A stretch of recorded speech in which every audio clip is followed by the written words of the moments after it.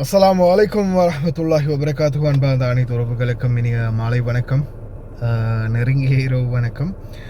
அன்பார்ந்த உறவுகளே, இதோ international civil aviation organisation authority ஒரு மாதிரியாக ஃபைனலைஸ் பண்ணியிருக்கிறாங்க குவைத் இன்டர்நேஷ்னல் ஏர்போர்ட் சம்மந்தமான மிக முக்கிய தகவல். அதே போல் பார்த்திங்கன்னா சவுதி அரேபியாவில் அல் ராஸ் பகுதியில் நடந்த ஒரு சம்பவம் குறித்த வீடியோ ஒன்று வெளியாகி இருந்துச்சு. இது பார்த்திங்கன்னா அல் ஹாசிம் பிராந்தியத்தின் அல் ராஸ் எனப்படும் பகுதியில் ஏசியோட மெஷின் இருக்குது தானே, மேலே இருக்கக்கூடிய மெஷின், பெரிய மெஷின் இருக்குது, சிலது சின்ன மெஷினும் இருக்குது, பெரிய மெஷினும் இருக்குது. கடந்த காலங்கள்லேருந்து உங்களுக்கு நான் ஒரு இன்ஃபர்மேஷனை தொடர்ந்து தந்துக்கிட்டே இருந்தேன். என்னென்னு பார்த்தீங்கன்னா, அதாவது சில வீடுகளில் இந்த ஏசி இருக்குது தானே, ஏசியை 24/7, அதாவது 24 மணி நேரமும் ஒவ்வொரு நாளும், வாரத்தில் 7 நாள், அதால் 7/24ன்றது 24 மணி நேரம், அதால் தான் 24/7ன்னு சொல்கிறது.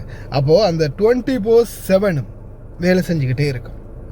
இப்படி வேலை செஞ்சுக்கிட்டு இருக்கிறதால கம்ப்ரஸர், ஃபேன், ஏசி, இந்த மாதிரி பல அதோட ஃப்ளக் உட்பட அனைத்தும் சூடாகிக்கிட்டே இருக்கும் எனி டைம் வேலை செஞ்சுட்டு இருக்கும்போது. இதில் இன்னொரு முக்கியமான விடயத்தை தெளிவுபடுத்துகிறேன். இப்போ இந்த பெரிய மெஷின் இருக்குது தானே, பெரிய மெஷினுக்கு சின்ன இந்த இதொன்று வச்சுருப்பாங்க, இன்வெர்ட்டர் ஒன்று வச்சுருப்பாங்க, வீட்டுக்குள்ளே இருக்கும். அந்த இன்வெர்ட்டரில் பார்த்திங்கன்னா 2 இருக்கும், ஆட்டோ, ஆன் இருந்துச்சுன்னா ஆல்வேஸ் ஆன் தான். அது வேலை செஞ்சுக்கிட்டே இருக்கும், ஆஃப் ஆகாது. ஒரு வேளை ரூமுக்குள்ளே கூல் அதிகமாகினா கூட ஆஃப் ஆகாது, அப்படியே ஆன்லேயே தான் இருக்கும், ஓடிக்கிட்டே இருக்கும். ஆனால் அதே நீங்கள் ஆட்டோ அப்படின்றதில் வச்சிங்கன்னா கொஞ்ச நேரம் அந்த உள்ளே ரூமில் கூல் நல்ல லெவலுக்கு வந்திருக்கு, ஃபுல்லாகவே கூல் ஆகிடுச்சு அப்படின்னா ஆட்டோமேட்டிக்காக வெளியில் கம்ப்ரெஷர், ஃபேன் எல்லாமே ஆஃப் ஆகிடும். அதுக்கப்புறம் கொஞ்சம் கூல் கம்மியாகின பிறகு மறுபடியும் வேலை செய்யும். அப்போது ஒரு ரெஸ்டாரண்ட் கிடைக்கும் அந்த மெஷினுக்கு. நீங்கள் ஆன்லேயே வச்சுருந்தீங்கன்னா 24 மணி நேரம் அது வேலை செஞ்சுக்கிட்டே இருக்கும். அப்போது இந்த தீ விபத்து, நான் அந்த வீடியோ கடைசியில் அட்டாச் பண்ணுறேன், தீ விபத்து இந்த மாதிரி அந்த ஏசி மெஷின்களில் தீ விபத்து வரத்துக்கு நிறையவே வாய்ப்பு இருக்குது. அதனால் தயவு செய்து எக்காரணத்தை கொண்டும் ஏசி மெஷினை ஆன்லேயே வைக்காதீங்க. தூக்கத்தில் நம்ம தூங்கிட்டு இருக்கிறோம், டக்குன்னு வளைச்சி எல்லா பக்கமும் தீ பிடிச்சிருச்சுன்னா அப்புறம் ஒன்றுமே பண்ண முடியாது இல்லையா? யோசித்து செயல்படுங்க. அதே மாதிரி குவைத்துடைய இன்டர்நேஷ்னல் குவைட் ஏர்போர்ட் ரிபான்ஸ் இஸ் ரிப்பேர் ஒர்க் கண்டினியூ. அதாவது குவைத்துடைய சர்வதேச விமான நிலைய வேலை ஆரம்பமாக போகிறது மறுபடியும். அதாவது பார்த்திங்கன்னா கடந்த காலங்களில் குவைத்துக்கு 2-3 தடவை பாரிய சேதமாக ஏற்படுத்தினது பார்த்திங்கன்னா இந்த விமான நிலைய சேதம் அப்படின்னு சொல்லலாம்.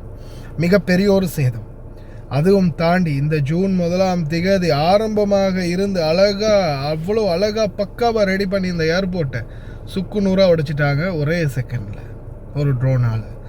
அதன் பிறகு உடனடியாக இன்டர்நேஷ்னல் சிவில் ஏவியேஷன் அத்தாரிட்டி இது சம்பந்தமாக விசாரணை பண்ணி இப்போ பார்த்திங்கன்னா குவைத்துடைய சிவில் ஏவியேஷன் மறுபடியும் தங்களுடைய புதிய கட்டுமான வேலையை ஆரம்பிக்குமாறும் அதற்குரிய முழு ஃபண்டை, நஷ்ட ஈடையும் பெற்றுக் கொடுப்பதாகவும் உறுதியளிச்சிட்டாங்க.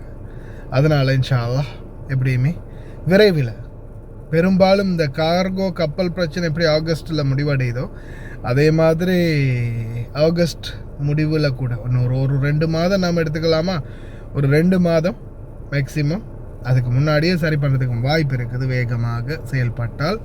அப்படி இல்லாத பட்சத்தில் ஜஸ்ட் ஒரு மேக்சிமம் 2 மாதம் நாம் எடுத்துக்கொள்ளலாம். 2 மாதத்துக்குள்ளே எப்படியுமே ப்ரிப்பேர் பண்ணி குவைத்துடைய இன்டர்நேஷ்னல் ஏர்போர்ட்டை திறக்கிறதுக்கு வாய்ப்பு இருக்குது. அப்படி திறந்துட்டாங்கன்னா கம்ப்ளீட் நவம்பர், அதே செப்டம்பர், அக்டோபர், நவம்பர், டிசம்பர் இந்த மாதிரி காலங்களில் ட்ராவல் பண்ண போகிறவங்களுக்கெல்லாம் கம்ப்ளீட் சீப்பஸ்டான டிக்கெட் கிடைக்கிறதுக்கு வாய்ப்பு இருக்குது. இந்த வருட கடைசியில் போக இருக்கிறவங்களுக்கு யுத்தமும் நல்லபடியாக நிறைவடைந்து மொத்தமாகவே எல்லாம் முடிஞ்சு போயிடணும் அப்படின்னு பிரார்த்தனை பண்ணுவோம். அதே மாதிரி ரொம்ப கவனமாக இருங்க, ஏசி பாவிக்கிறவங்க. இது முக்கியமான அவேர்னஸ். முடிஞ்ச வரைக்கும் ஷேர் பண்ணுங்க.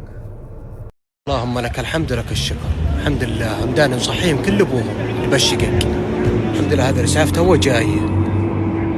يا رب سترك يا كريم. الحمد لله انهم كلهم صح ولا طقطقنا البيبان كسرناها عليهم. الله يقويهم ان شاء الله. ما شاء الله الحمد لله. اللهم لك الحمد.